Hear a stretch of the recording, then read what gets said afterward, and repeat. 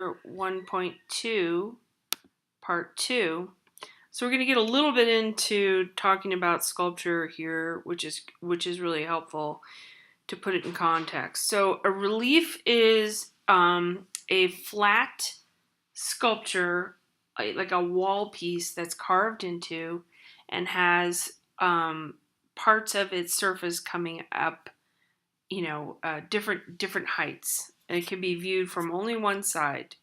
Now, a form in the round is something you can walk around. Like, a sculpture, three-dimensional sculpture, you can walk around it. It's on a pedestal. That's in the round.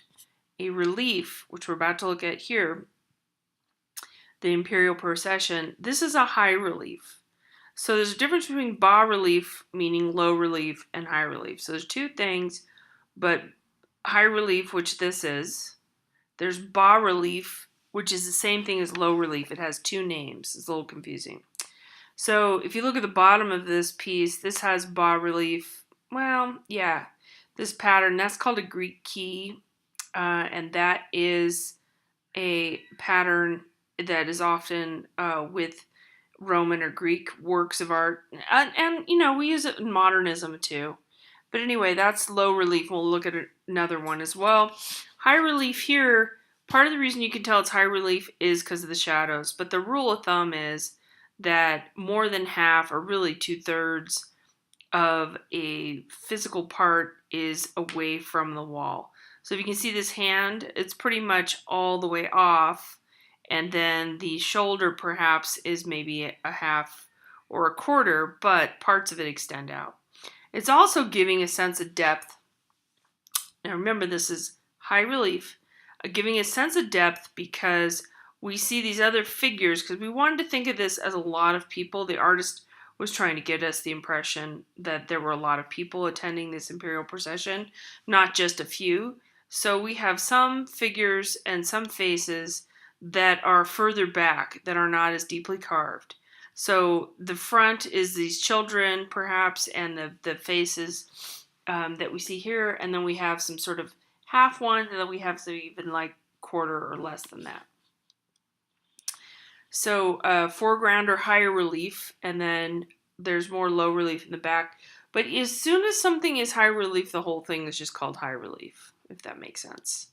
This is a bas relief or low relief, and this is a Mayan piece, I believe, where we're looking at a flat surface, really. Like this whole thing, if we were to rub our hand on it, you would feel the texture a little bit, but it would really be flat. It's not rounded. So all this carving, do we have a close-up? I guess we don't. The carving is all done at the same depth, but it's not done at an extreme depth, and you don't get the roundedness of the figure. There's a little bit of shadow, but not much. But this is bas relief, low relief. Okay? Usually these are put against a wall of a shrine or a building. This particular one, you could walk around it, but it is not in the round. This is an example of an in the round sculpture. It's meant to be viewed on all sides. Now this guy in the background, just for example, he's also an in the round sculpture. He's just against the wall. But if we were to walk around behind him, he would be carved on the back as well. So we would still call him in the round, even though we aren't technically able to walk around him. These pieces on the wall, see there's a relief there, there's a high relief. That's probably a ruin apart from a building that was taken and put into a museum, and that would normally not be anything you could walk around, so it would not be in the round. All right, so here's our figure, Aphrodite, who's also Venus, by the way. Aphrodite is the Roman translation of Venus, which is the Greek. So she has these beautiful fleshy sort of weightedness to her, lots of mass here. She has mass and volume. She's thick, she's full. There's no hollow areas here. I mean, there is some negative space between the arms and so on, but the stone is solid. Does that make sense? So that's our mass. That is our volume and mass, and it's also an organic form to tie everything in here. A little bit of texture, but it's mostly very, very smooth. these sort of textural marks were probably wear and tear over the ages. Okay, so she's twisted and she's inviting the viewer to walk around. When we think about volume versus mass, we're thinking about a big open shape like this. This has volume. We have a containment here, but it doesn't necessarily mean it's dense. Okay, a mass is something that's dense. This is not hollow. So that's what gets confusing. Some of the student writing I see just throws in form, volume, shape, mass, uses them interchangeably. So really try to delineate, really make a real solid effort to understand the difference. A volume is something that is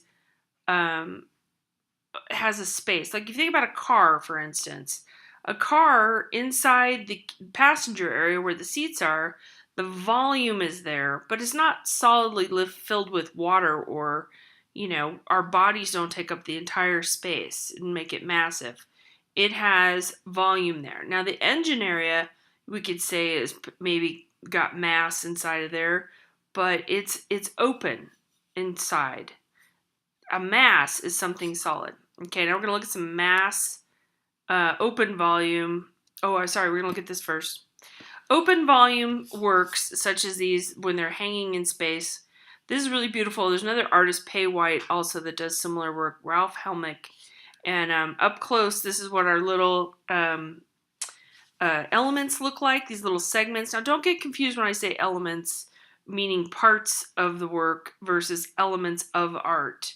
Elements of art are line, color, mass, volume, and so on. Elements of the work are the parts of the work. So, I think I'll work on that a little bit with some of the handouts to make sure you're clear.